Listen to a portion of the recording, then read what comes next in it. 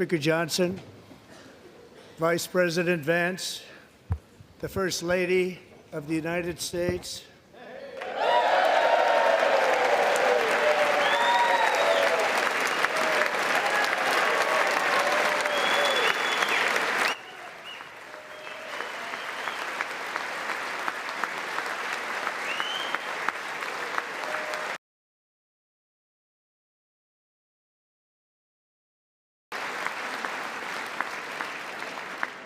members of the United States Congress, thank you very much.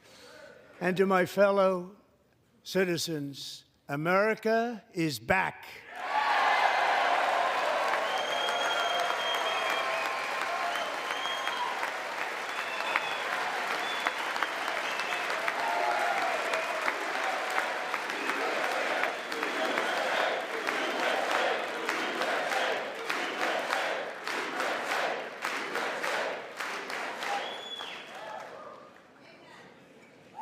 6 weeks ago, I stood beneath the dome of this Capitol and proclaimed the dawn of the golden age of America. From that moment on, it has been nothing but swift and unrelenting action to usher in the greatest and most successful era in the history of our country. We have accomplished more in 43 days than most administrations accomplished in 4 years or 8 years, and we are just getting started.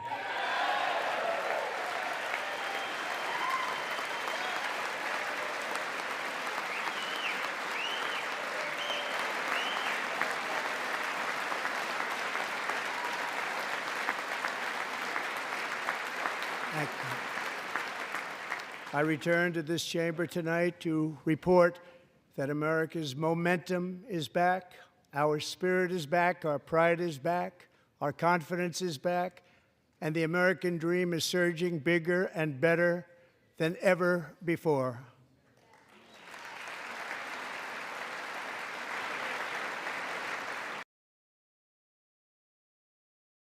He is on the verge of a comeback, the likes of which the world has never witnessed and perhaps will never witness again. There's never been anything like it. The presidential election of November 5th was a mandate like has not been seen in many decades. We won all 7 swing states, giving us an electoral college victory of 312 votes.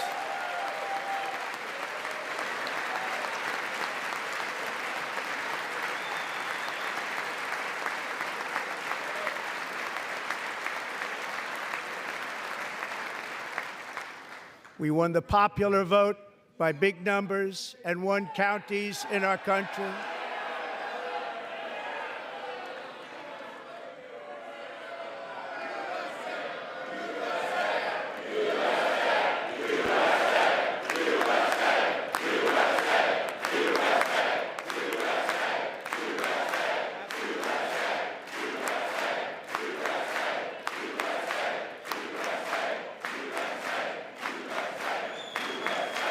And won counties in our country, 2,700 to 525, on a map that reads almost completely red for Republican.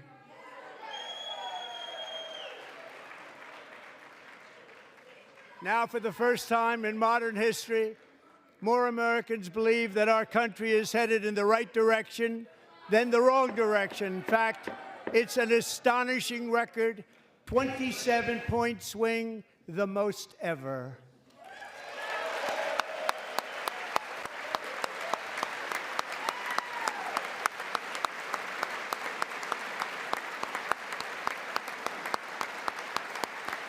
Likewise, small business optimism saw its single largest one-month gain ever recorded. Mr. President. A 41-point jump.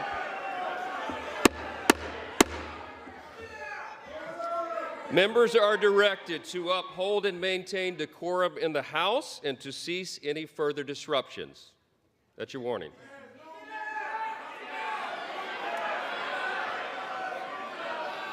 Members are engaging in willful and continuing breach of decorum, and the chair is prepared to direct the Sergeant at Arms to restore order to the joint session.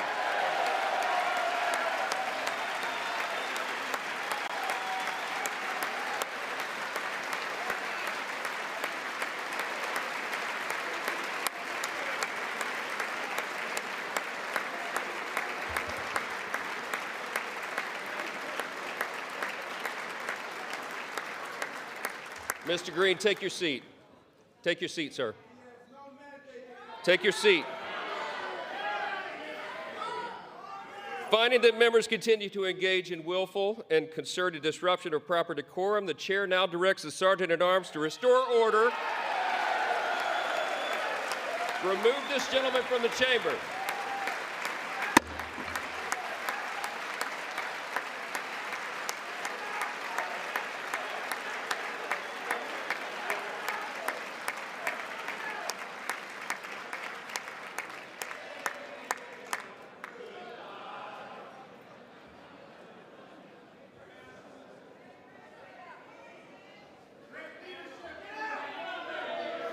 Go.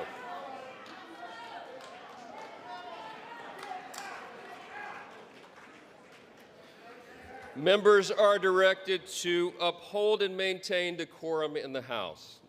Mr. President, you continue. Thank you. Over the past 6 weeks, I have signed nearly 100 executive orders and taken more than 400 executive actions, a record to restore common sense, safety, optimism, and wealth all across our wonderful land. The people elected me to do the job, and I'm doing it.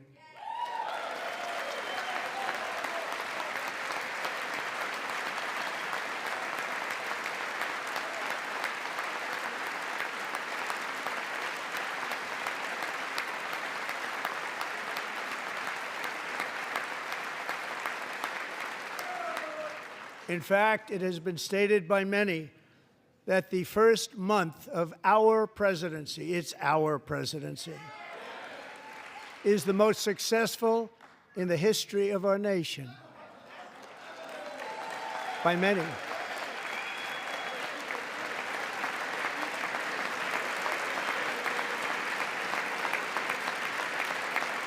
And what makes it even more impressive is that, do you know who number 2 is?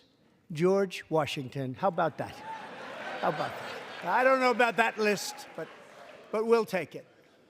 Within hours of taking the oath of office, I declared a national emergency on our southern border, and I deployed the U.S. military and Border Patrol to repel the invasion of our country. And what a job they've done. As a result, illegal border crossings last month were by far the lowest ever recorded, ever.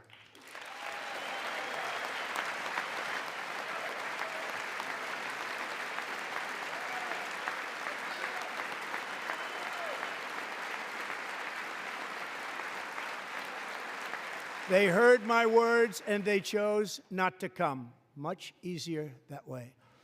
In comparison, under Joe Biden, the worst president in American history, there were hundreds of thousands of illegal crossings a month, and virtually all of them, including murderers, drug dealers, gang members, and people from mental institutions and insane asylums, were released into our country. Who would want to do that? This is my 5th such speech to Congress. And once again, I look at the Democrats in front of me, and I realize there is absolutely nothing I can say to make them happy or to make them stand or smile or applaud. Nothing I can do.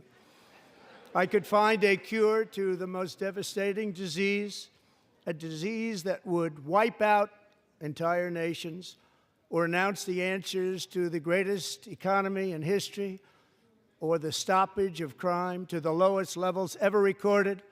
And these people sitting right here will not clap, will not stand, and certainly will not cheer for these astronomical achievements. They won't do it, no matter what. Five times I've been up here. It's very sad, and it just shouldn't be this way.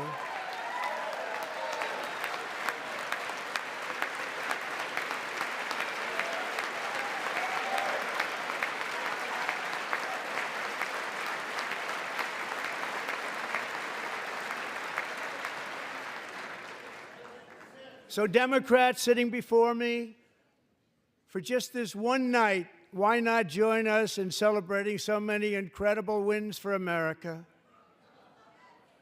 For the good of our nation, let's work together and let's truly make America great again.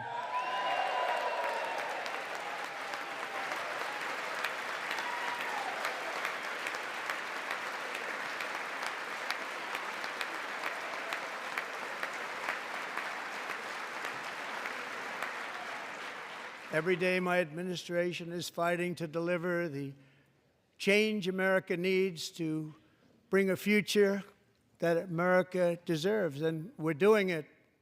This is a time for big dreams and bold action. Upon taking office, I imposed an immediate freeze on all federal hiring, a freeze on all new federal regulations, and a freeze on all foreign aid.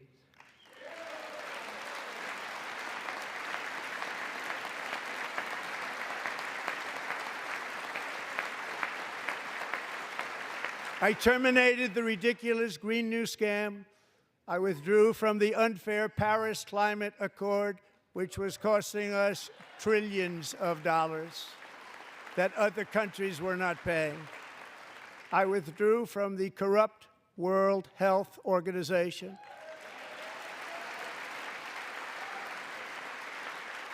And I also withdrew from the anti-American UN Human Rights Council.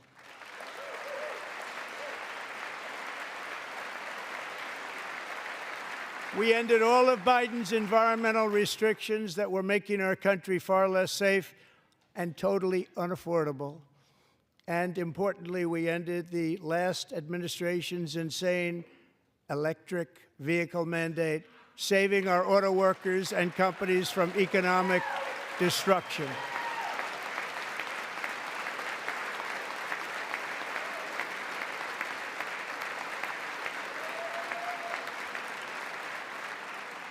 To unshackle our economy, I have directed that for every one new regulation, 10 old regulations must be eliminated, just like I did in my very successful first term.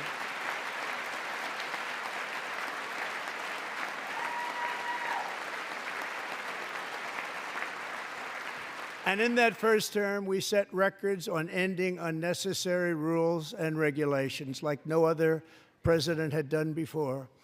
We ordered all federal workers to return to the office. They will either show up for work in person or be removed from their job.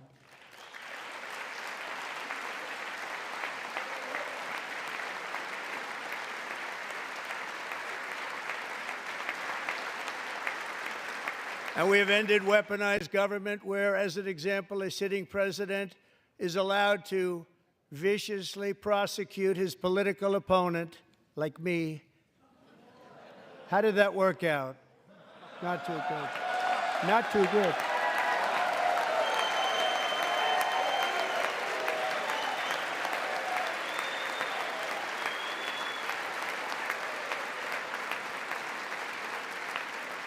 And I have stopped all government censorship and brought back free speech in America. It's back.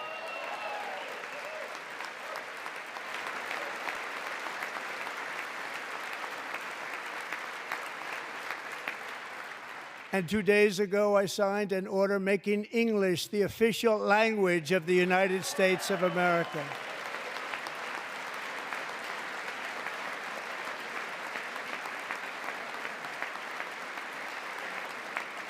I renamed the Gulf of Mexico the Gulf of America.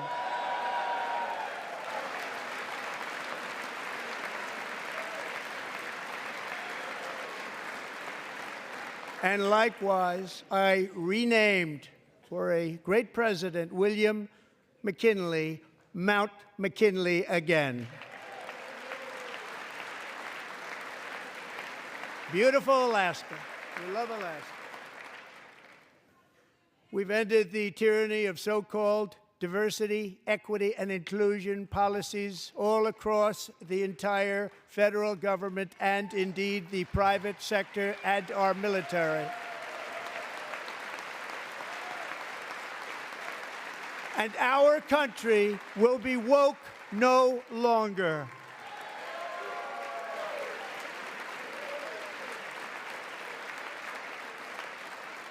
We believe that whether you are a doctor, an accountant, a lawyer, or an air traffic controller, you should be hired and promoted based on skill and competence, not race or gender. Very important.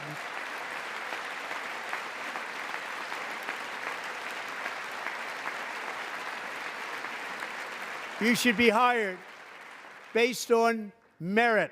And the Supreme Court, in a brave and very powerful decision, has allowed us to do so. Thank you. Thank you very much. Thank you. We have removed the poison of critical race theory from our public schools, and I signed an order making it the official policy of the United States government that there are only two genders, male and female.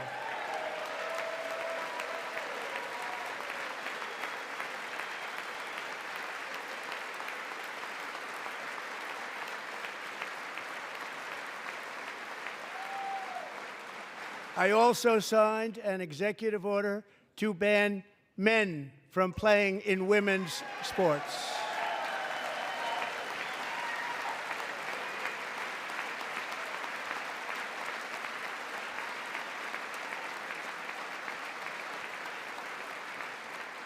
Three years ago, Peyton McNabb was an all-star high school athlete, one of the best, preparing for a future in college sports.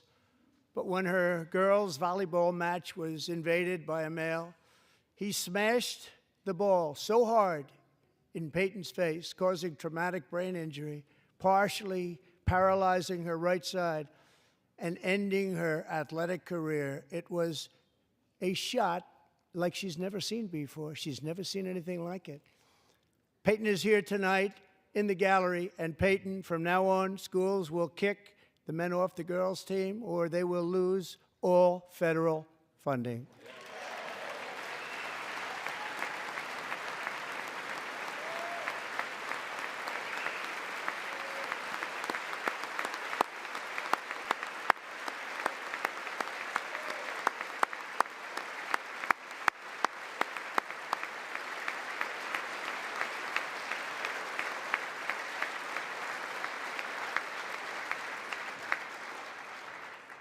And if you really want to see numbers, just take a look at what happened in the women's boxing, weightlifting, track and field, swimming, or cycling, where a male recently finished a long-distance race 5 hours and 14 minutes ahead of a woman for a new record by 5 hours.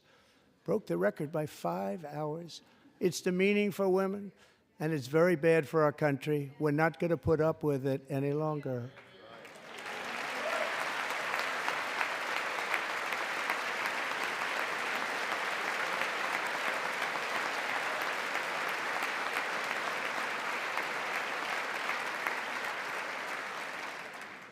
What I have just described is only a small fraction of the common sense revolution that is now, because of us, sweeping the entire world. Common sense has become a common theme, and we will never go back. Never. Never going to let that happen. Among my very highest priorities is to rescue our economy and get dramatic and immediate relief to working families. As you know, we inherited from the last administration an economic catastrophe and an inflation nightmare. Their policies drove up energy prices, pushed up grocery costs, and drove the necessities of life out of reach for millions and millions of Americans. They've never had anything like it. We suffered the worst inflation in 48 years, but perhaps even in the history of our country. They're not sure. As president, I'm fighting every day to reverse this damage and make America affordable again.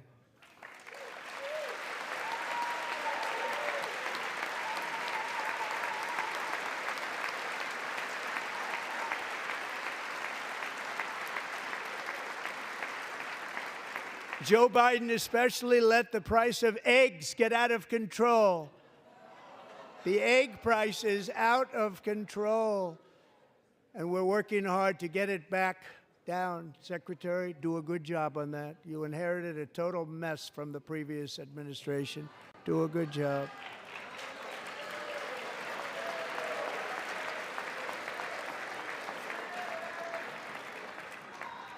A major focus of our fight to defeat inflation is rapidly reducing the cost of energy.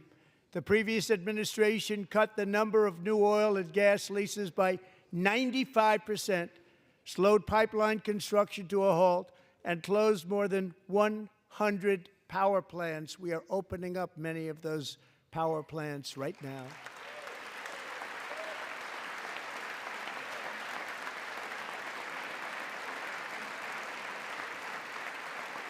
And frankly, we have never seen anything like it. That's why on my first day in office, I declared a national energy emergency. As you've heard me say many times, we have more liquid gold under our feet than any nation on earth, and by far. And now I fully authorize the most talented team ever assembled to go and get it. It's called Drill, Baby, Drill.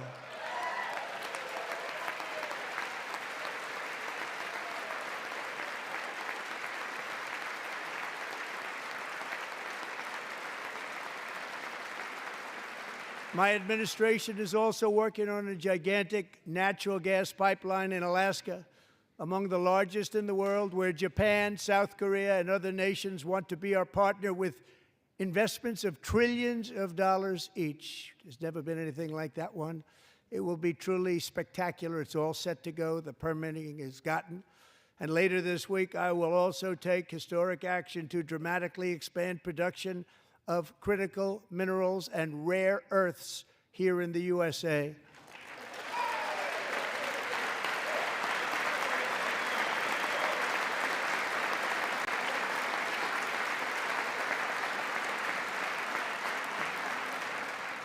To further combat inflation, we will not only be reducing the cost of energy, but will be ending the flagrant waste of taxpayer dollars.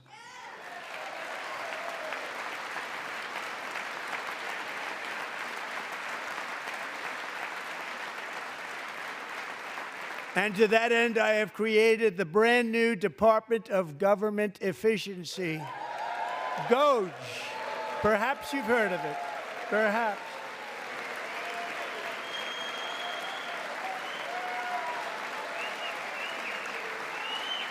Which is headed by Elon Musk, who is in the gallery tonight.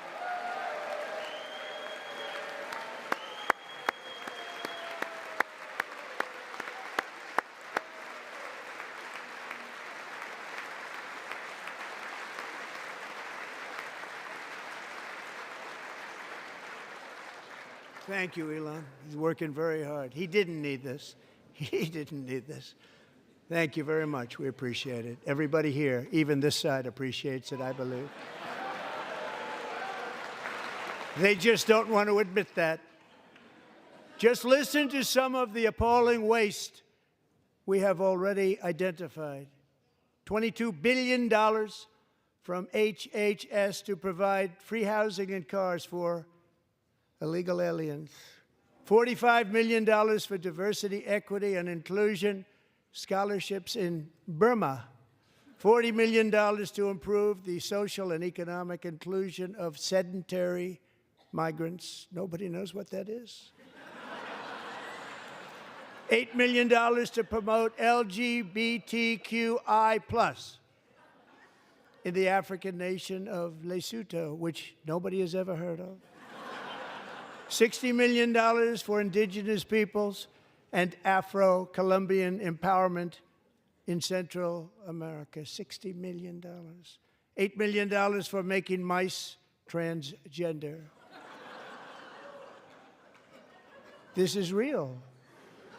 $32 million for a left-wing propaganda operation in Moldova.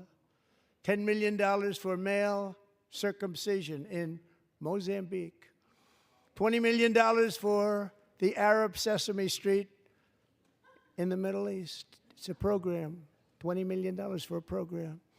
$1.9 billion to recently created Decarbonization of Homes Committee, headed up, and we know she's involved. Just at the last moment, the money was passed over by a woman named Stacey Abrams. Have you ever heard of her?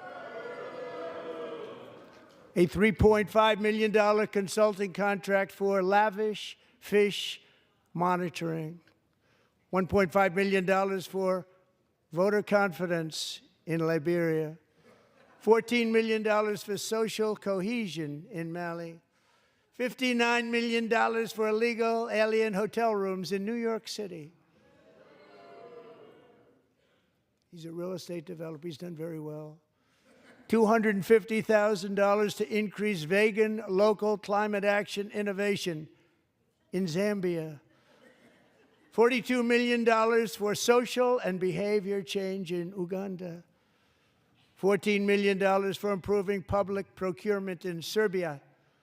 $47 million for improving learning outcomes in Asia. Asia's doing very well with learning. I don't know what we're doing. We should use it ourselves. And $101 million for DEI contracts at the Department of Education, the most ever paid, nothing even like it. Under the Trump administration, all of these scams, and they're far worse, but I didn't think it was appropriate to talk about them. They're so bad. Many more have been found out and exposed and swiftly terminated by a group of very intelligent, mostly young people, headed up by Elon, and we appreciate it. We found hundreds of billions of dollars of fraud.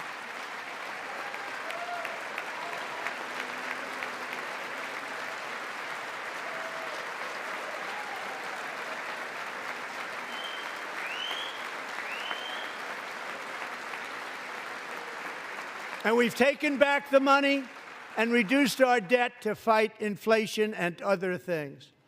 Taken back a lot of that money. We got it just in time. This is just the beginning.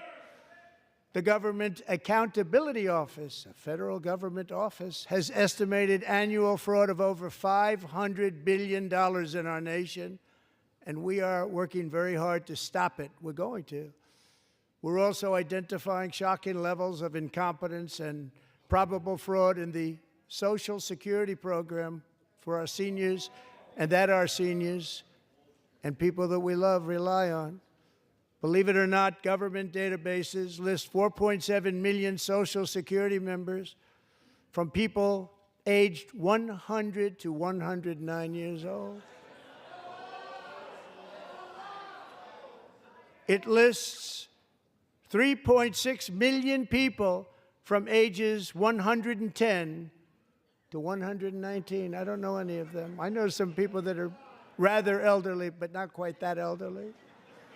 3.47 million people from ages 120 to 129. 3.9 million people from ages 130 to 139. 3.5 million people from ages 140 to 149. And money is being paid to many of them, and we're searching right now. In fact, Pam, good luck. Good luck. You're going to find it. But a lot of money is paid out to people because it just keeps getting paid, and nobody does, and it really hurts Social Security and hurts our country. 1.3 million people from ages 150 to 159, and over 130,000 people, according to the Social Security databases, are age over 160 years old. We have a healthier country than I thought, Bobby.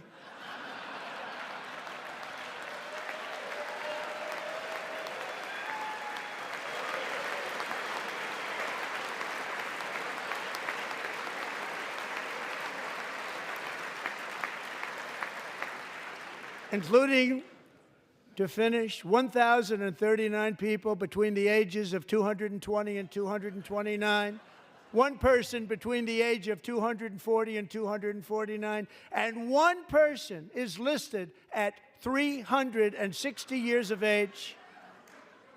More than 100 years. More than 100 years older than our country. But we're going to find out where that money's going, and it's not going to be pretty. By slashing all of the fraud, waste, and theft we can find, we will defeat inflation, bring down mortgage rates, lower car payments and grocery prices, protect our seniors, and put more money in the pockets of American families.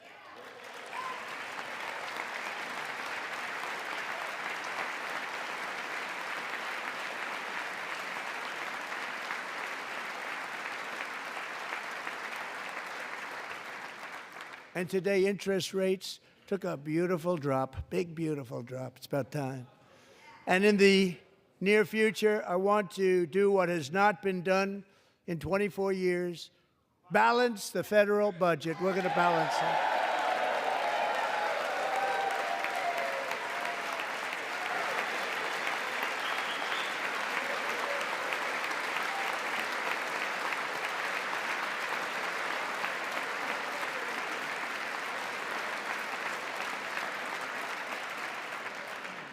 With that goal in mind, we have developed in great detail what we are calling the Gold Card, which goes on sale very, very soon. For $5 million, we will allow the most successful job-creating people from all over the world to buy a path to U.S. citizenship. It's like the green card, but better and more sophisticated. And these people will have to pay tax in our country. They won't have to pay tax from where they came. The money that they've made, you wouldn't want to do that, but they have to pay tax, create jobs. They'll also be taking people out of colleges and paying for them so that we can keep them in our country instead of having them being forced out.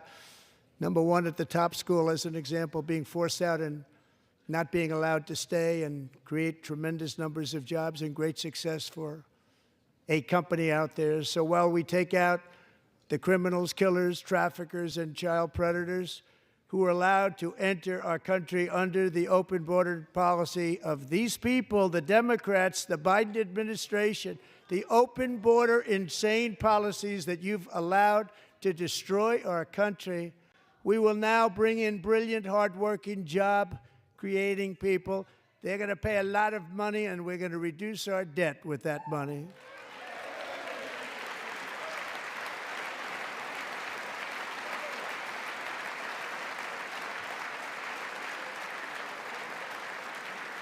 Americans have given us a mandate for bold and profound change. For nearly 100 years, the federal bureaucracy has grown until it has crushed our freedoms, ballooned our deficits, and held back America's potential in every possible way. The nation founded by pioneers and risk-takers now drowns under millions and millions of pages of regulations and debt. Approvals that should take 10 days to get instead take 10 years, 15 years, and even 20 years before you're rejected. Meanwhile, we have hundreds of thousands of federal workers who have not been showing up to work. My administration will reclaim power from this unaccountable bureaucracy, and we will restore true democracy to America again.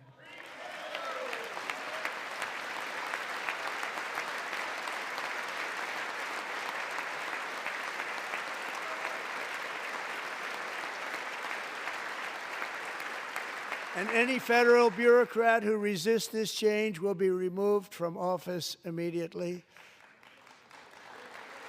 Because we are draining the swamp. It's very simple. And the days of rule by unelected bureaucrats are over.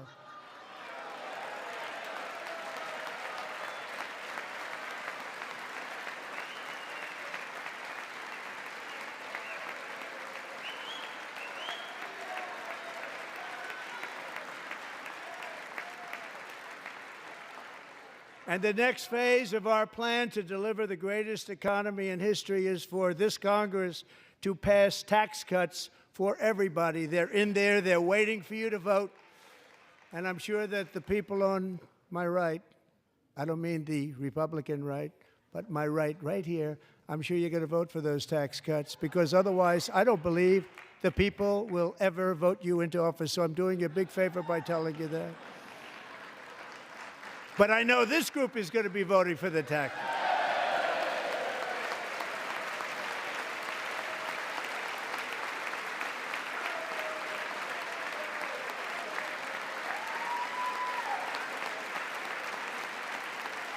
Thank you. It's a very, very big part of our plan. We had tremendous success in our first term with it. A very big part of our plan. We're seeking permanent income tax cuts all across the board.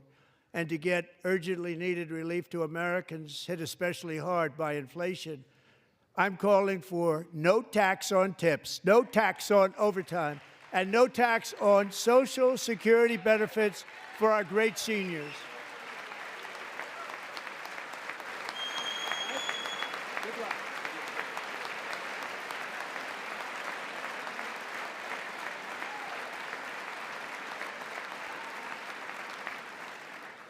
And I also want to make interest payments on car loans tax deductible, but only if the car is made in America.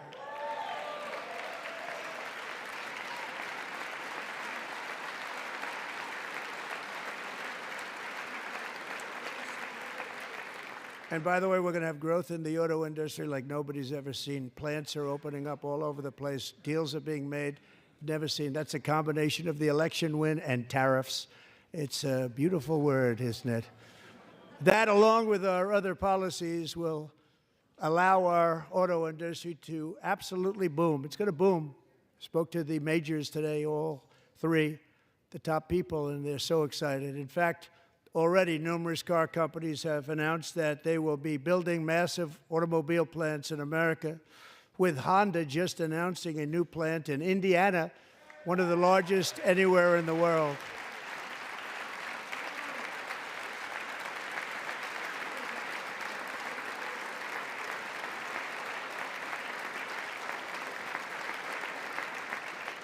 And this has taken place since our great victory on November 5th, a date which will hopefully go down as one of the most important in the history of our country.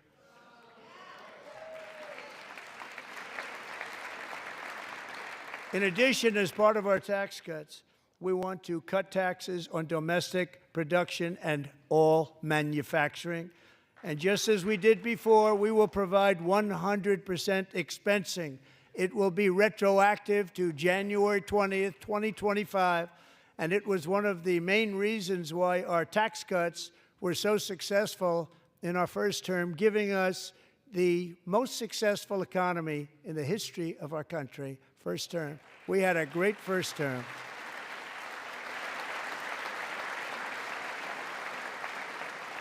If you don't make your product in America, however, under the Trump administration, you will pay a tariff, and in some cases, a rather large one. Other countries have used tariffs against us for decades, and now it's our turn to start using them against those other countries. On average, the European Union, China, Brazil, India, Mexico, and Canada, have you heard of them? And countless other nations charge us tremendously higher tariffs than we charge them. It's very unfair. India charges us auto tariffs higher than 100%. China's average tariff on our products is twice what we charge them. And South Korea's average tariff is 4 times higher. Think of that, 4 times higher. And we give so much help militarily and in so many other ways to South Korea. But that's what happens. This is happening by friend and foe. This system is not fair to the United States and never was. And so on April 2nd, I wanted to make it April 1st, but I didn't want to be accused of April Fool's Day.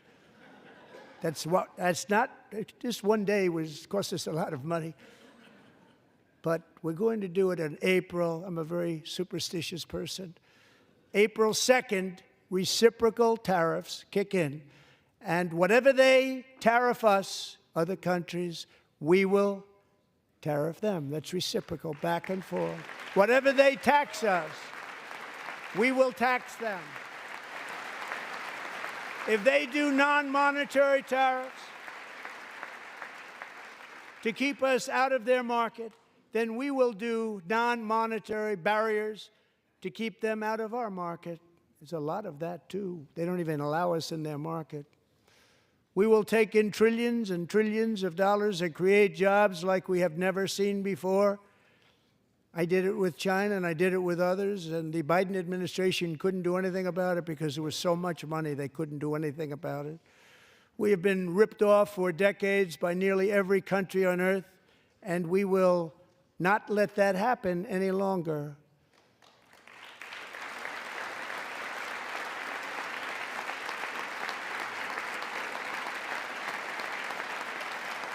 Much has been said over the last 3 months about Mexico and Canada, but we have very large deficits with both of them. But even more importantly, they've allowed fentanyl to come into our country at levels never seen before, killing hundreds of thousands of our citizens and many very young, beautiful people, destroying families. Nobody's ever seen anything like it. They are, in effect, receiving subsidies of hundreds of billions of dollars. We pay subsidies to Canada and to Mexico of hundreds of billions of dollars, and the United States will not be doing that any longer. We're not going to do it any longer.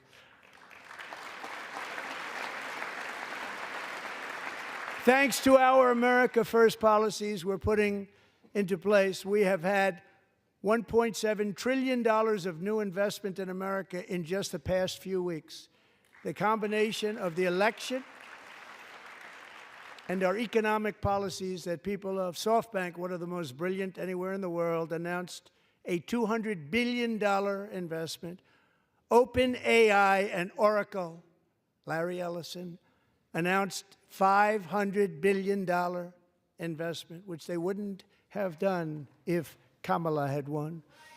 Apple announced $500 billion investment. Tim Cook called me. He said, I cannot spend it fast enough. It's going to be much higher than that, I believe.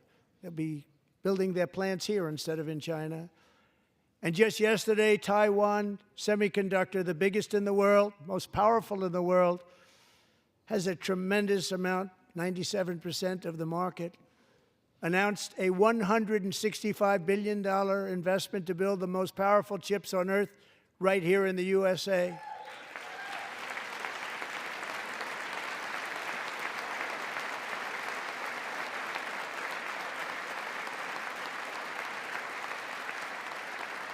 And we're not giving them any money. Your CHIPS Act is a horrible, horrible thing. We give hundreds of billions of dollars, and it doesn't mean a thing. They take our money and they don't spend it. All that meant to them, we're giving them no money. All that was important to them was they didn't want to pay the tariffs, so they came and they're building, and many other companies are coming. We don't have to give them money. We just want to protect our businesses and our people. And they will come because they won't have to pay tariffs if they build in America. So it's very amazing. You should get rid of the CHIP Act, and whatever's left over, Mr. Speaker, you should use it to reduce debt or any other reason you want to.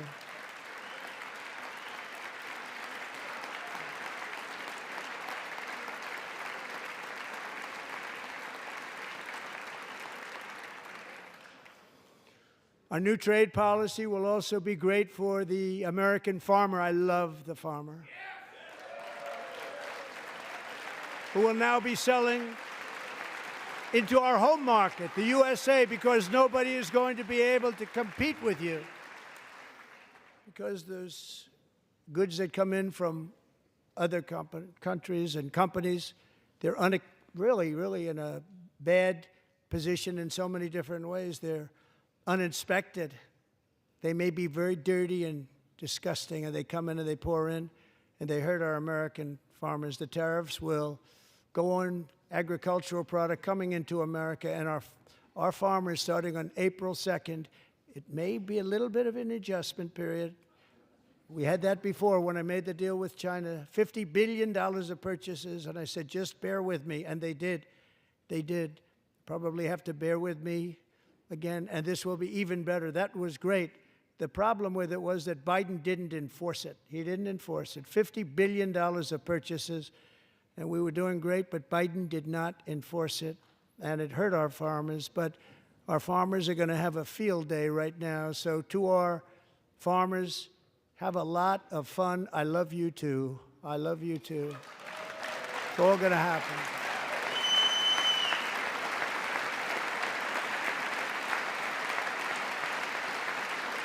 And I have also imposed a 25% tariff on foreign aluminum, copper, lumber, and steel, because if we don't have, as an example, steel and lots of other things, we don't have a military, and frankly, we just won't have a country very long. Here today is a proud American steelworker, fantastic person from Decatur, Alabama. Jeff Denard has been working at the same steel plant for 27 years in a job that has allowed him to serve as the captain of his local volunteer fire department, raise 7 children with his beautiful wife, Nicole, and over the years provide a loving home for more than 40 foster children. So great, Jeff.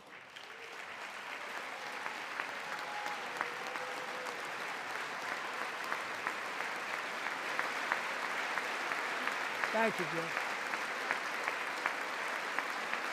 Thank you, Jeff.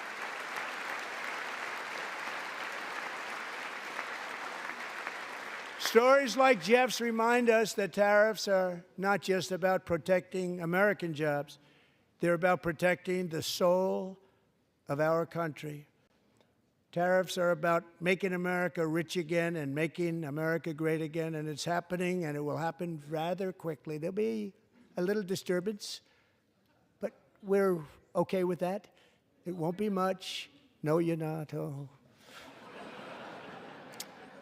And look where Biden took us, very low, the lowest we've ever been. Jeff, I want to thank you very much, and I also want to recognize another person who has devoted herself to foster care community. She works so hard on it. A very loving person, our magnificent First Lady of the United States.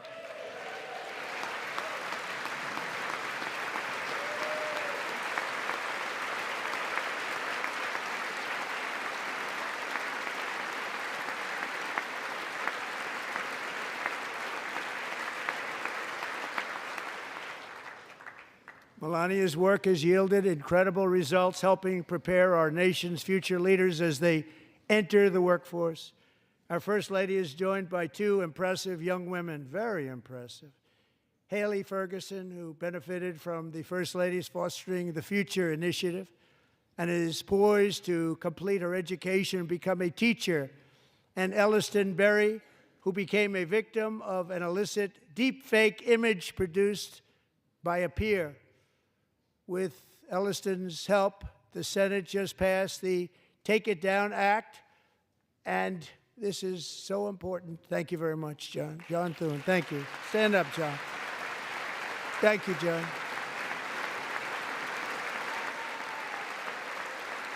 Thank you all very much.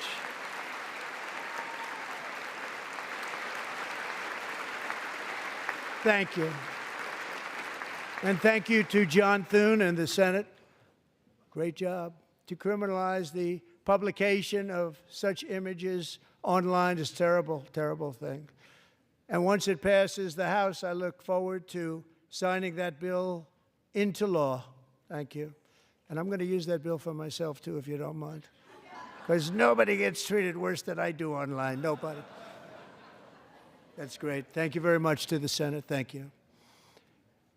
But if we truly care about protecting Americans' children, no step is more crucial than securing America's borders. Over the past 4 years, 21 million people poured into the United States. Many of them were murderers, human traffickers, gang members, and other criminals from the streets of dangerous cities all throughout the world. Because of Joe Biden's insane and very dangerous open border policies, they are now strongly embedded in our country, but we are getting them out and getting them out fast.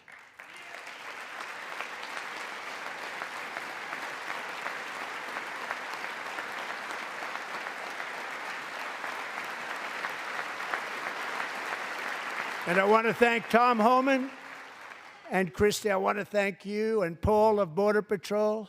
I want to thank you. What a job they've all done. Everybody, Border Patrol, ICE, law enforcement in general is incredible. We have to take care of our law enforcement. Have to.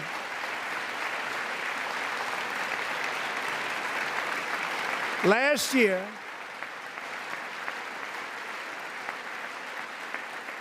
a brilliant 22-year-old nursing student named Laken Riley, the best in her class, admired by everybody, went out for a jog on the campus of the University of Georgia. That morning, Laken was viciously attacked, assaulted, beaten, brutalized, and horrifically murdered. Laken was stolen from us by a savage illegal alien gang member who was arrested while trespassing across Biden's open southern border and then set loose into the United States under the heartless policies of that failed administration. It was indeed a failed administration.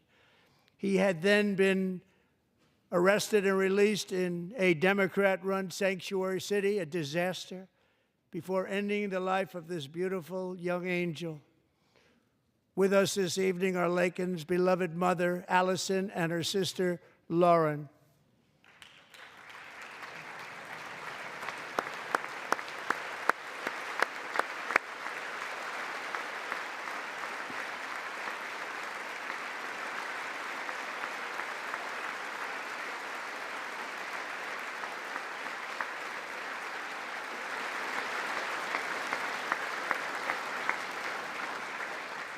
Last year, I told Laken's grieving parents that we would ensure their daughter would not have died in vain. That's why the very first bill I signed into law as your 47th president mandates the detention of all dangerous criminal aliens who threaten public safety. It's a very strong, powerful act.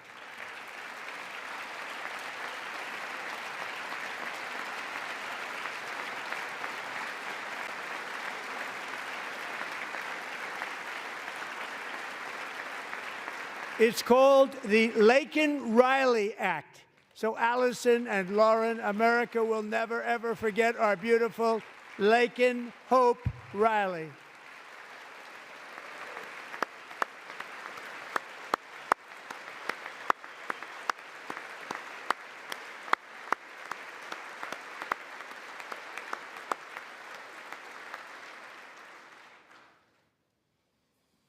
Thank you very much. Since taking office, my administration has launched the most sweeping border and immigration crackdown in American history, and we quickly achieved the lowest numbers of illegal border crossers ever recorded. Thank you.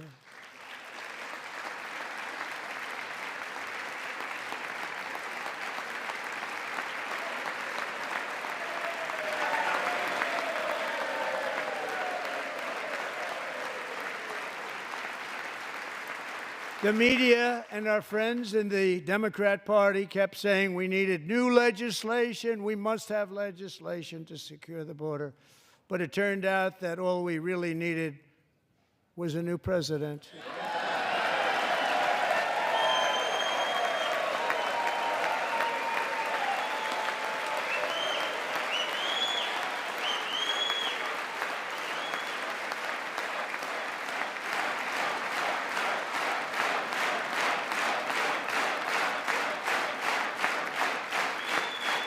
Thank you. Joe Biden didn't just open our borders, he flew illegal aliens over them to overwhelm our schools, hospitals, and communities throughout the country. Entire towns like Aurora, Colorado, and Springfield, Ohio, buckled under the weight of the migrant occupation and corruption like nobody's ever seen before. Beautiful towns destroyed. Now, just as I promised in my inaugural address, we are achieving the great liberation of America.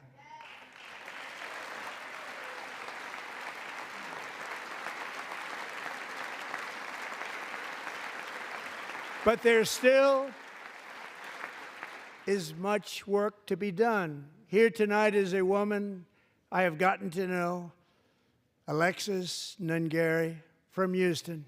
Wonderful woman. Last June, Alexis's 12-year-old daughter, her precious Jocelyn, walked to a nearby convenience store. She was kidnapped, tied up, assaulted for 2 hours under a bridge, and horrifically murdered. Arrested and charged with this heinous crime are 2 illegal alien monsters from Venezuela, released into America by the last administration through their ridiculous open border. The death of this beautiful 12-year-old girl and the agony of her mother and family touched our entire nation greatly. Alexis, I promised that we would always remember your daughter, your magnificent daughter, and earlier tonight I signed an order keeping my word to you. One thing I have learned about Jocelyn is that she loved animals so much. She loved nature.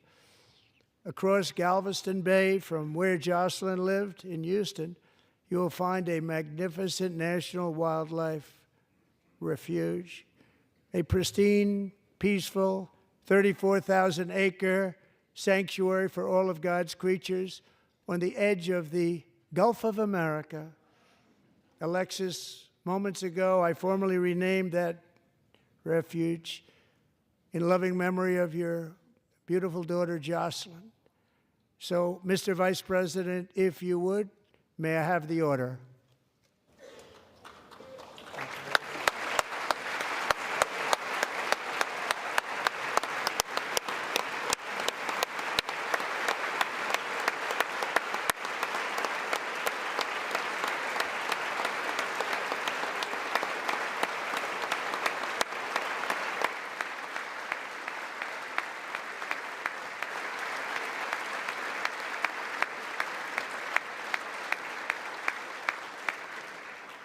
Thank you very much. All 3 savages charged with Jocelyn and Lakin's murders were members of the Venezuelan prison gang, the toughest gang, they say, in the world, known as Tren de Aragua. 2 weeks ago, I officially designated this gang, along with MS-13 and the bloodthirsty Mexican drug cartels, as foreign terrorist organizations.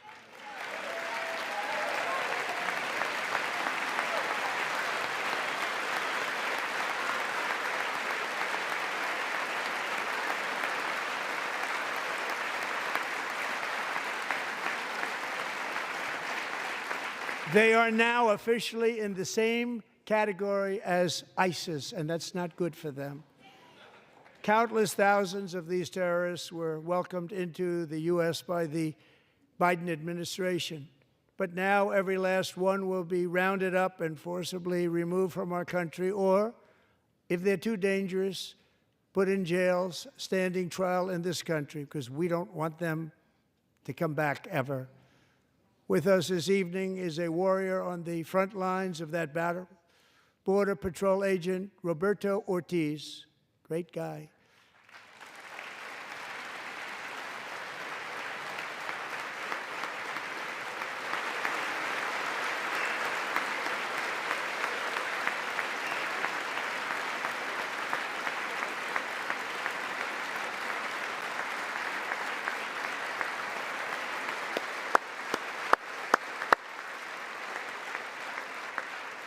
In January, Roberto and another agent were patrolling by the Rio Grande near an area known as Cartel Island. Doesn't sound too nice to me.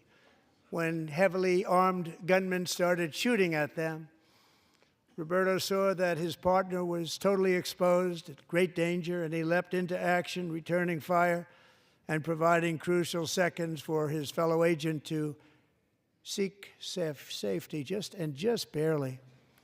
I have some of the prints of that event, and it was not good. Agent Ortiz, we salute you for your great courage and for your line of fire that you took and for the bravery that you showed. We honor you, and we will always honor you. Thank you, Roberto, very much.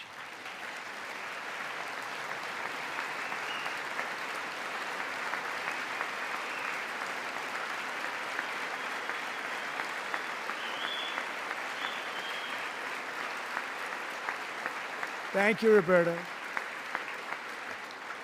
And I actually got to know him on my many calls to the border. He's a great, great gentleman. The territory to the immediate south of our border is now dominated entirely by criminal cartels that murder, rape, torture, and exercise total control. They have total control over a whole nation, posing a grave threat to our national security. The cartels are waging war on America, and it's time for America to wage war on the cartels, which we are doing.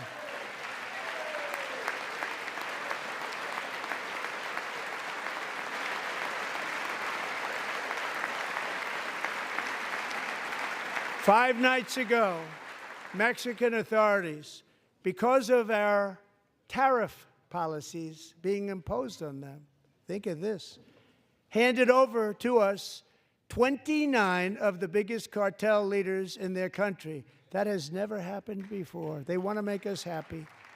First time ever. But we need Mexico and Canada to do much more than they've done, and they have to stop the fentanyl and drugs pouring into the USA. They're going to stop it. I have sent Congress a detailed funding request laying out exactly how we will eliminate these threats to protect our homeland and complete the largest deportation operation in American history, larger even than current record holder President Dwight D. Eisenhower, a moderate man, but someone who believed very strongly in borders. Americans expect Congress to send me this funding without delay so I can sign it into law. So, Mr. Speaker, John Thune, both of you, I hope you're going to be able to do that. Mr. Speaker, thank you. Mr. Leader, thank you. Thank you very much. And let's get it to me. I'll sign it so fast, you won't even believe it.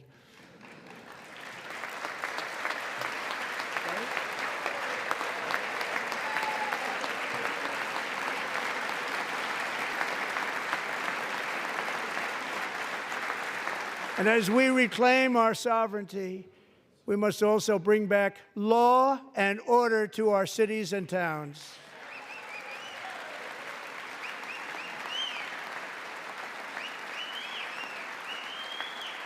In recent years, our justice system has been turned upside down by radical left lunatics. Many jurisdictions virtually ceased enforcing the law against dangerous repeat offenders while weaponizing law enforcement against political opponents like me. My administration has acted swiftly and decisively to restore fair, equal, and impartial justice under the constitutional rule of law, starting at the FBI and the DOJ. Pam, good luck. Kash, wherever you may be, good luck. Good luck. Pam Bondi. Good luck. So important. Going to do a great job. Kash, thank you. Thank you, Kash.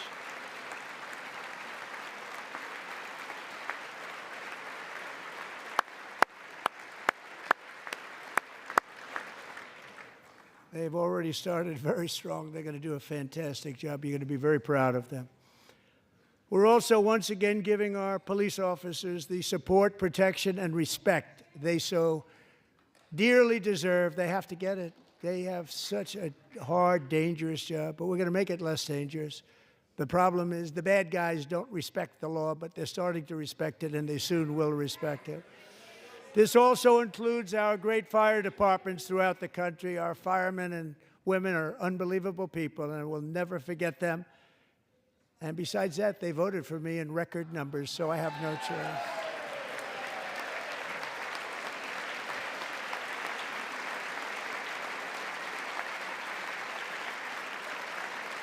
One year ago this month, 31-year-old New York police officer Jonathan Diller, unbelievably wonderful person and a great officer, was gunned down at a traffic stop on Long Island. I went to his funeral. The vicious criminal charged with his murder had 21 prior arrests, and they were rough arrests, too. He was a real bad one. The thug in the seat next to him had 14 prior arrests, and went by the name of Killer. He was Killer. He killed other people, they say, a lot of them. I attended Officer Diller's service, and when I met his wife and one-year-old son, Ryan, it was very inspirational, actually. His widow's name is Stephanie, and she is here tonight. Stephanie, thank you very much, Stephanie. Thank you very much.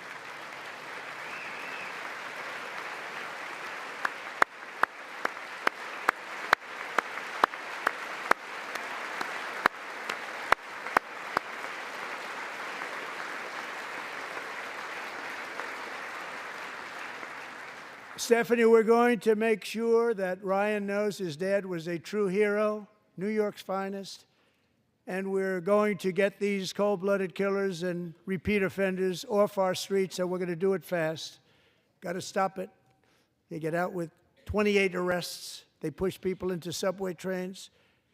They hit people over the head, back of the head with baseball bats. We got to get them out of here. I've already signed an executive order requiring a mandatory death penalty for anyone who murders a police officer, and tonight I'm asking Congress to pass that policy into permanent law.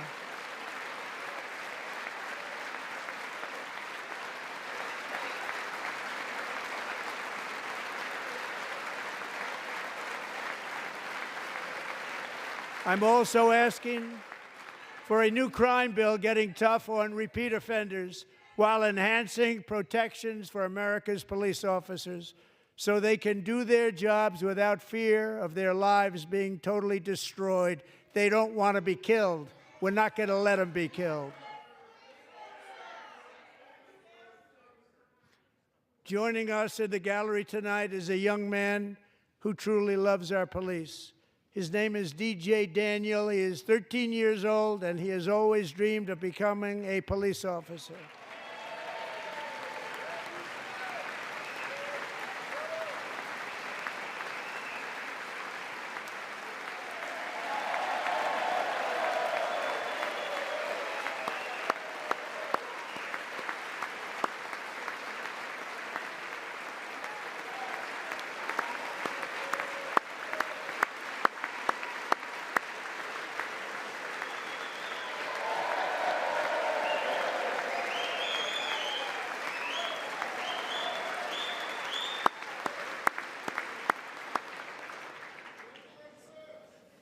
But in 2018, DJ was diagnosed with brain cancer.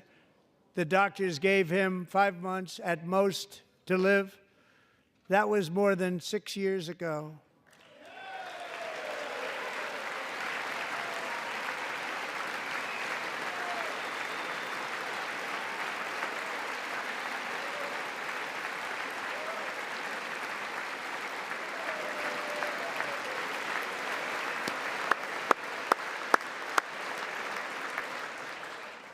Since that time, DJ and his dad have been on a quest to make his dream come true, and DJ has been sworn in as an honorary law enforcement officer, actually a number of times. The police love him, the police departments love him.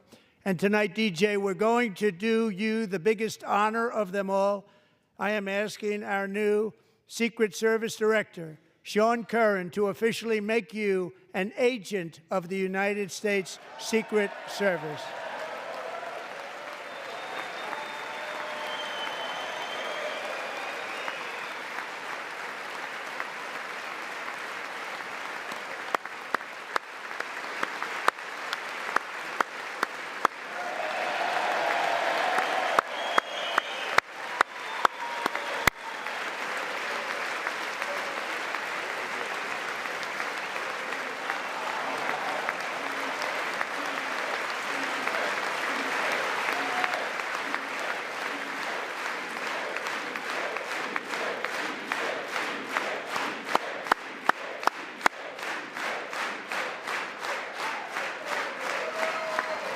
Thank you, DJ.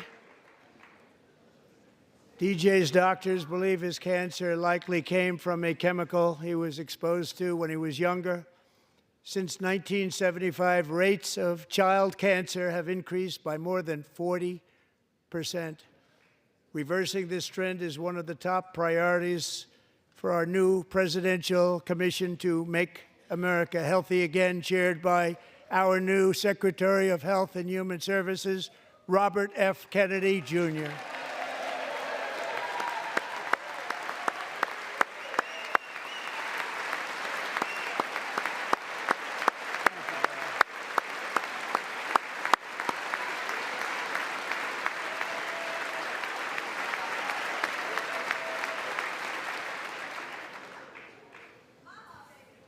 With the name Kennedy, you would have thought everybody over here would have been cheering. How quickly they forget. Our goal is to get toxins out of our environment, poisons out of our food supply, and keep our children healthy and strong. As an example, not long ago, and you can't even believe these numbers, 1 in 10,000 children had autism, 1 in 10,000. And now it's 1 in 36. There's something wrong, 1 in 36. Think of that. So we're going to find out what it is, and there's nobody better than Bobby and all of the people that are working with you. You have the best to figure out what is going on. Okay, Bobby, good luck. It's a very important job. Thank you. Go get him.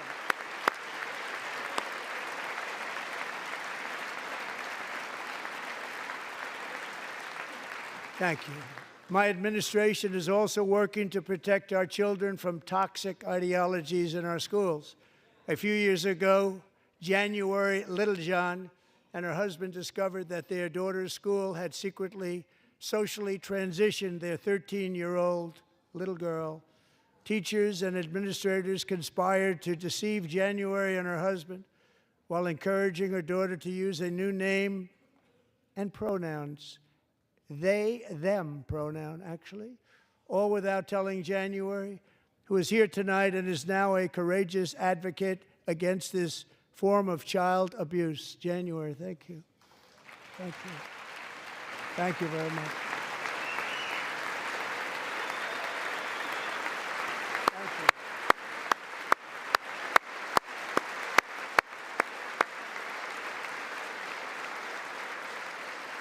Thank you. Thank you. Stories like this are why, shortly after taking office, I signed an executive order banning public schools from indoctrinating our children with transgender ideology.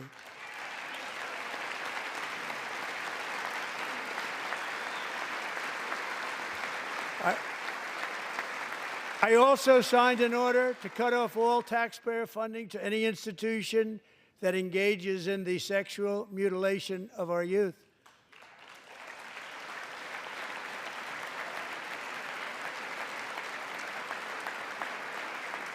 And now I want Congress to pass a bill permanently banning and criminalizing sex changes on children and forever ending the lie that any child is trapped in the wrong body.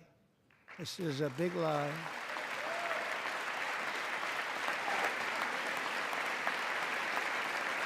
And our message to every child in America is that you are perfect exactly the way God made you.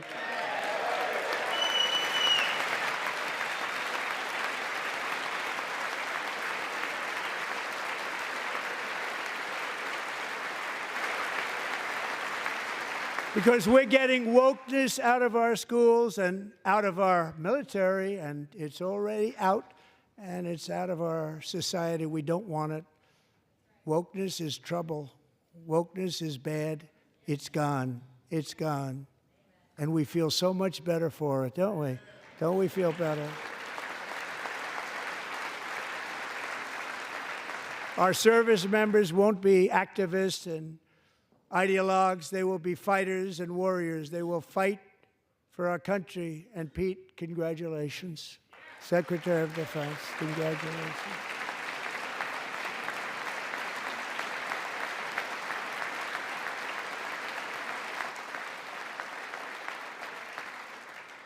And he's not big into the woke movement, I can tell you. I know him well. I am pleased to report that in January, the U.S. Army had its single best recruiting month in 15 years, and that all armed services are having among The best recruiting results ever in the history of our services. What a difference.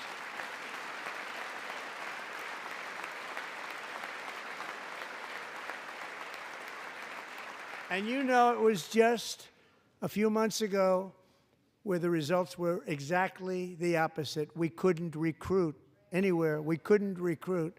Now we're having the best results just about that we've ever had. What a tremendous turnaround. It's really a beautiful thing to see.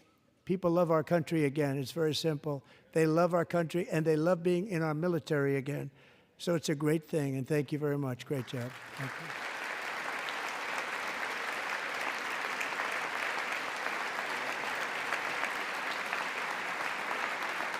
We're joined tonight by a young man, Jason Hartley, who knows the weight of that call of duty. Jason's father, grandfather, and great-grandfather all wore the uniform. Jason tragically lost his dad, who was also a Los Angeles County Sheriff's deputy when he was just a boy, and now he wants to carry on the family legacy of service. Jason is a senior in high school, a six-letter varsity athlete, a really good athlete, they say, a brilliant student with a 4.46, that's good, GPA. And his greatest dream is to attend the U.S.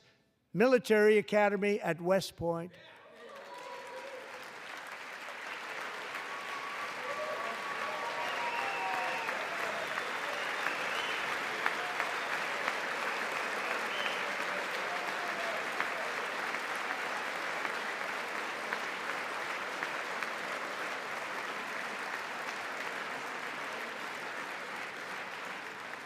And Jason, that's a very big deal getting in. That's a hard one to get into. But I'm pleased to inform you that your application has been accepted. You will soon be joining the Corps of Cadets.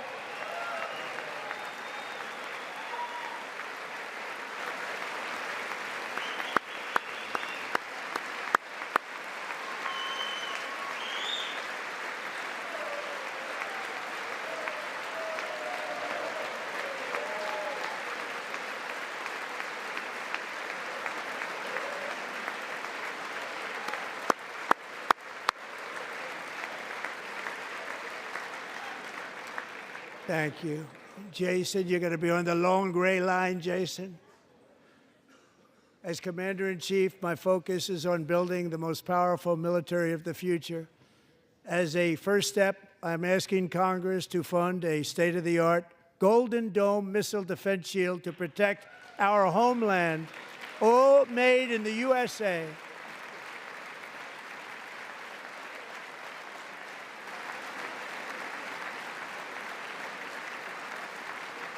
And Ronald Reagan wanted to do it long ago, but the technology just wasn't there, not even close. But now we have the technology. It's incredible, actually. And other places, they have it. Israel has it. Other places have it. And the United States should have it too, right, Tim, right? They should have it too. So I want to thank you. But it's a very, very important. This is a very dangerous world. We should have it. We want to be protected, and we're going to protect our citizens like never before. To boost our defense industrial base, we are also going to resurrect the American shipbuilding industry, including commercial shipbuilding and military shipbuilding.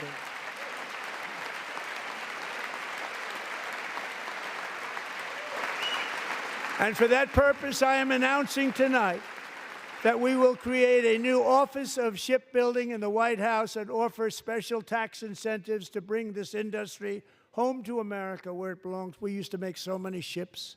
We don't make them anymore very much, but we're going to make them very fast, very soon.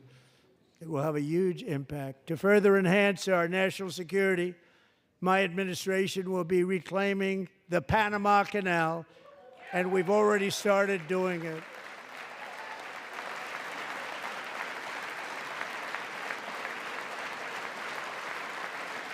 Just today, a large American company announced they are buying both ports around the Panama Canal and lots of other things having to do with the Panama Canal and a couple of other canals. The Panama Canal was built by Americans for Americans, not for others, but others could use it. But it was built at tremendous cost of American blood and treasure. 38,000 workers died building the Panama Canal. They died of malaria. They died of snake bites and mosquitoes. Not a nice place to work. They paid them very highly to go there, knowing there was a 25% chance that they would die. The most expensive project also that was ever built in our country's history, if you bring it up to modern day costs. It was given away by the Carter administration for $1, but that agreement has been violated very severely. We didn't give it to China. We gave it to Panama, and we're taking it back.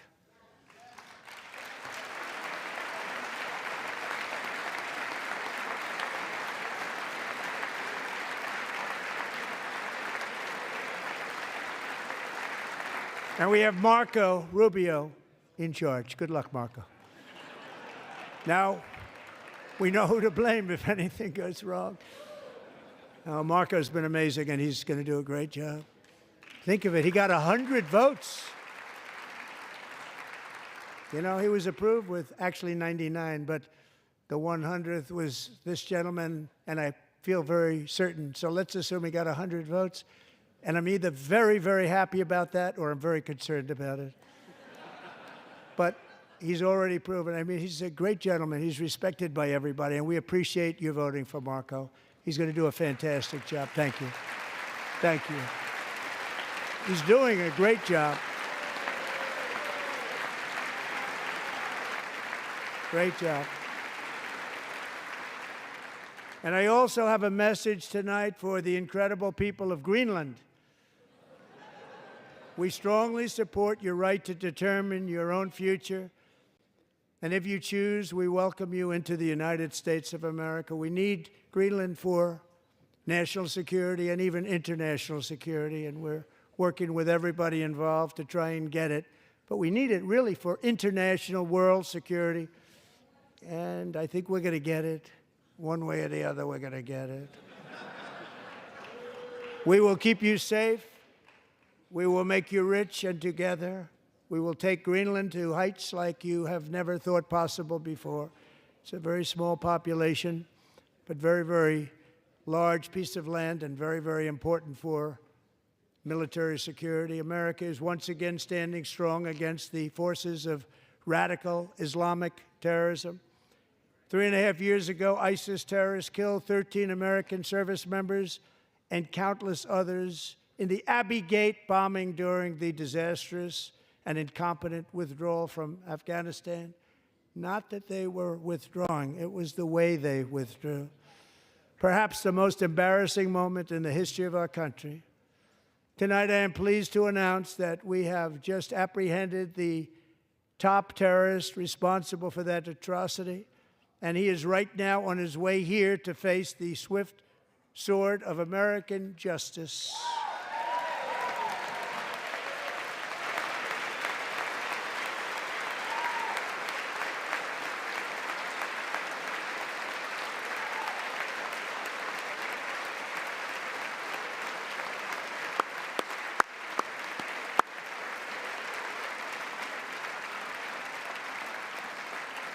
And I want to thank especially the government of Pakistan for helping arrest this monster.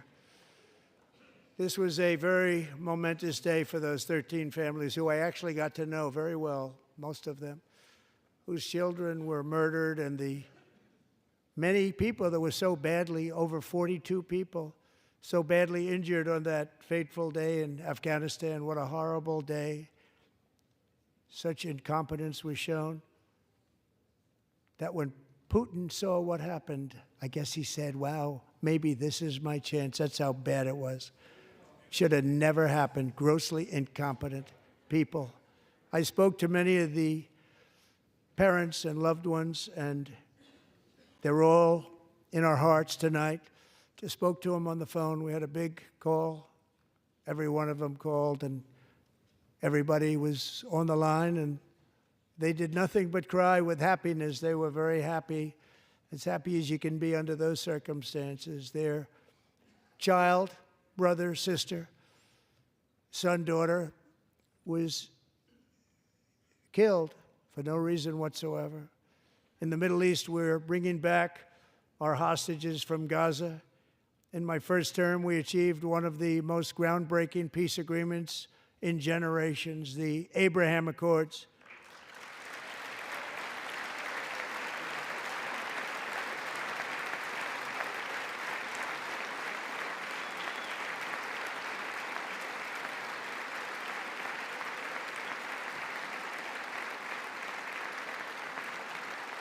And now we're going to build on that foundation to create a more peaceful and prosperous future for the entire region. A lot of things are happening in the Middle East. People have been talking about that so much lately with everything going on with Ukraine and Russia.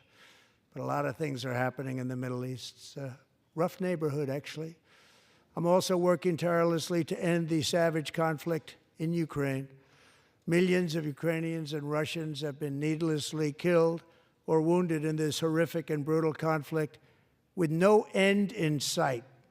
The United States has sent hundreds of billions of dollars to support Ukraine's defense with no security, with no anything.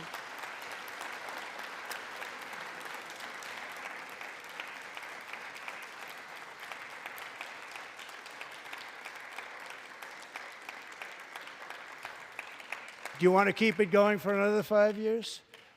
Yeah, you would say Pocahontas says yes.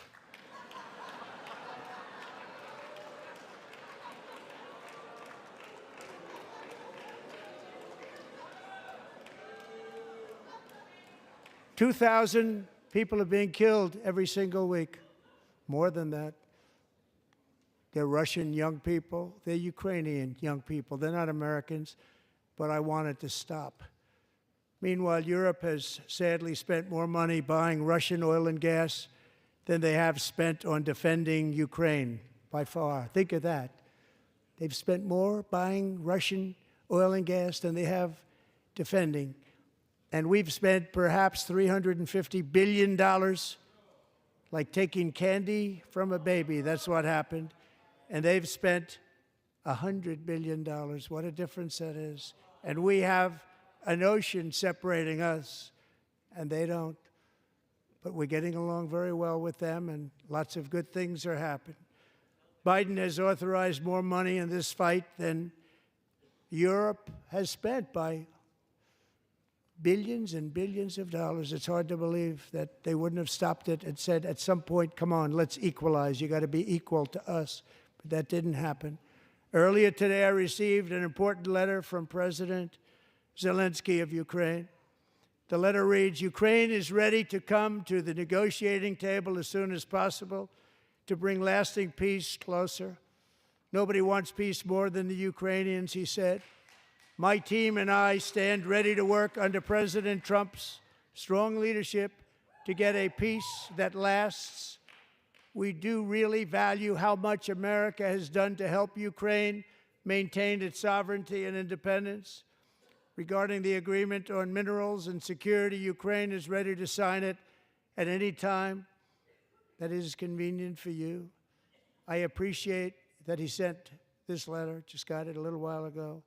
Simultaneously, we've had serious discussions with Russia and have received strong signals that they are ready for peace. Wouldn't that be beautiful? Wouldn't that be beautiful?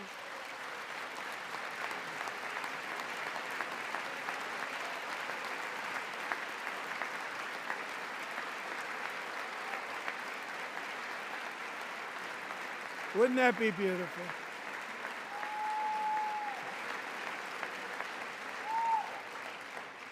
It's time to stop this madness. It's time to halt the killing. It's time to end this senseless war.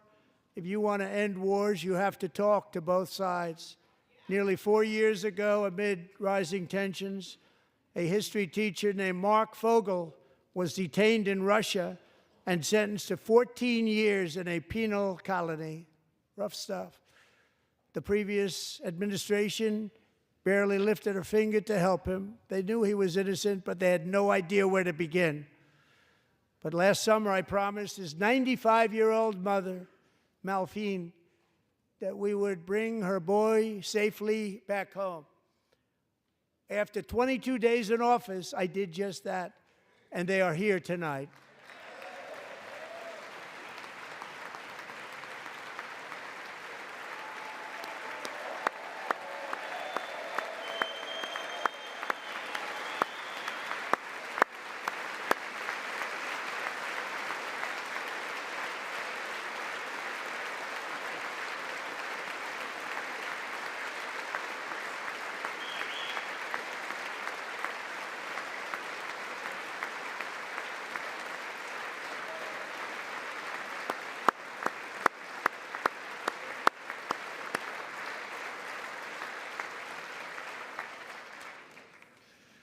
To Mark and his great mom, we are delighted to have you safe and sound and with us.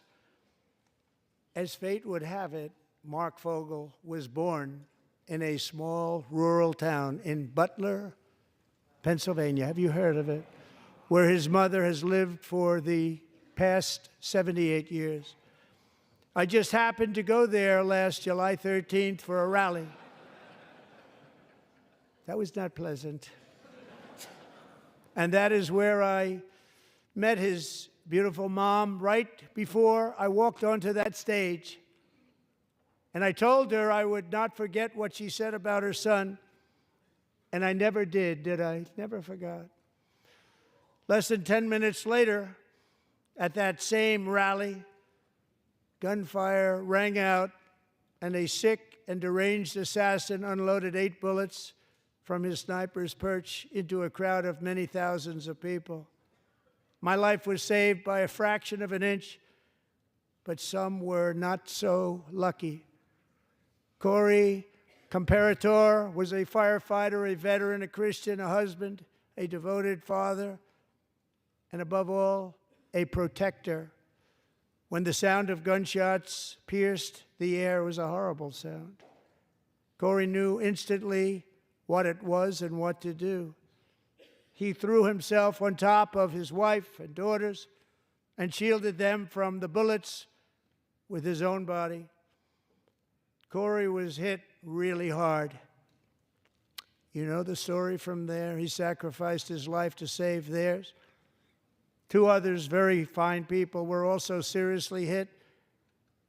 But thankfully, with the help of 2 great country doctors, we thought they were gone and they were saved. So those doctors had great talent. We're joined by Corey's wife, Helen, who was his high school sweetheart, and their 2 beloved daughters, Allison and Kaylee. Thank you.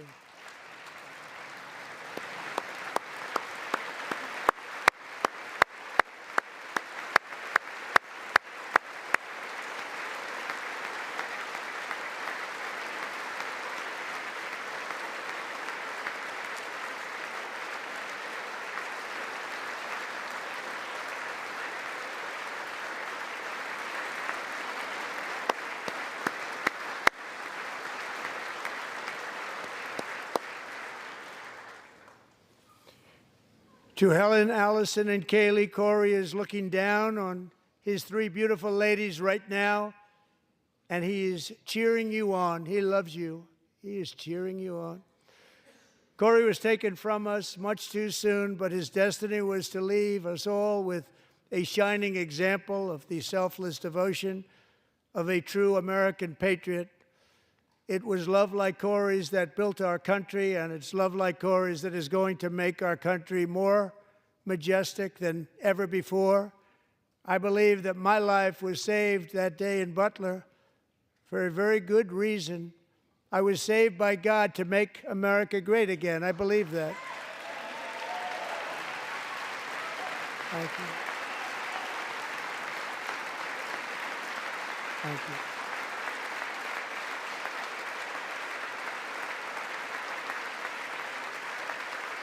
Thank you.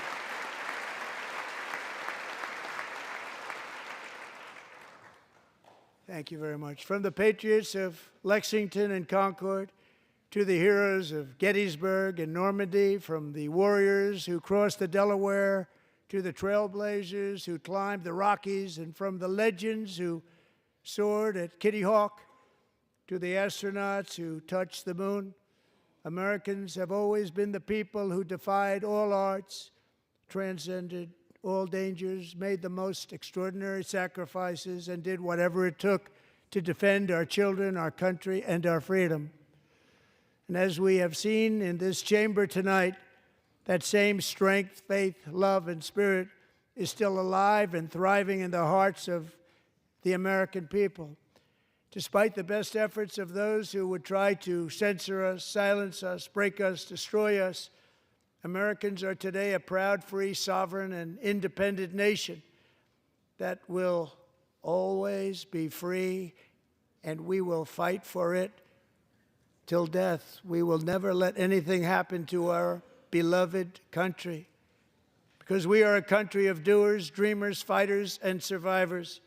Our ancestors crossed a vast ocean, strode into the unknown wilderness, and carved their fortunes from the rock and soil of a perilous and very dangerous frontier. They chased our destiny across a boundless continent. They built the railroads, laid the highways, and graced the world with American marvels like the Empire State Building, the mighty Hoover Dam, and the towering Golden Gate Bridge. They lit the world with electricity, broke free of the force of gravity, fired up the engines of American industry, vanquished the communists, fascists, and Marxists all over the world, and gave us countless modern wonders sculptured out of iron, glass, and steel. We stand on the shoulders of these pioneers who won and built the modern age, these workers who poured their sweat into the skylines of our cities, these warriors who shed their blood on fields of battle and gave everything they had for our rights and for our freedom. Now it is our time to take up the righteous cause of American liberty, and it is our turn to take America's destiny into our own hands and begin the most thrilling days in the history of our country. This will be our greatest era. With God's help, over the next 4 years, we are going to lead this nation even higher, and we are going to forge the freest, most advanced, most dynamic, and most dominant civilization ever to exist on the face of this earth. We are going to create the highest quality of life, build the safest and wealthiest and healthiest and most vital communities anywhere in the world.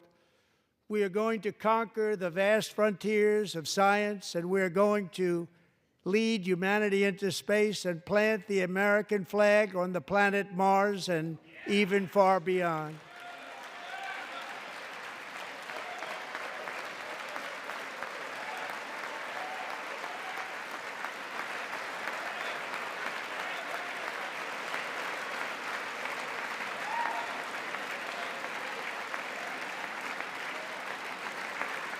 And through it all, we are going to rediscover the unstoppable power of the American spirit. And we are going to renew unlimited promise of the American dream. Every single day, we will stand up and we will fight, fight, fight for the country our citizens believe in and for the country our people deserve.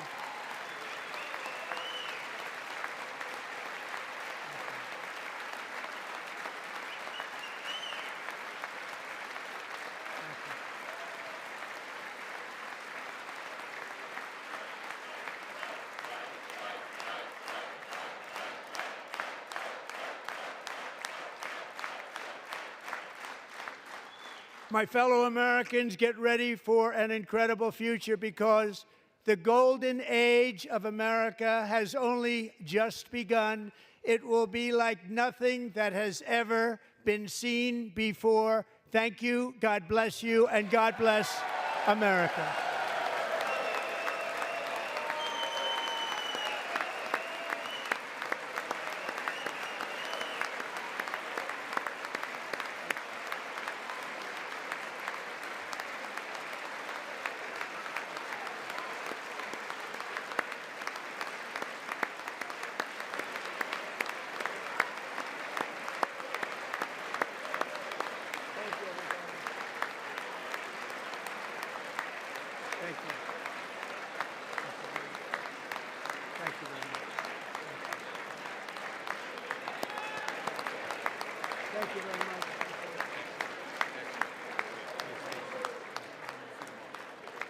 you very much.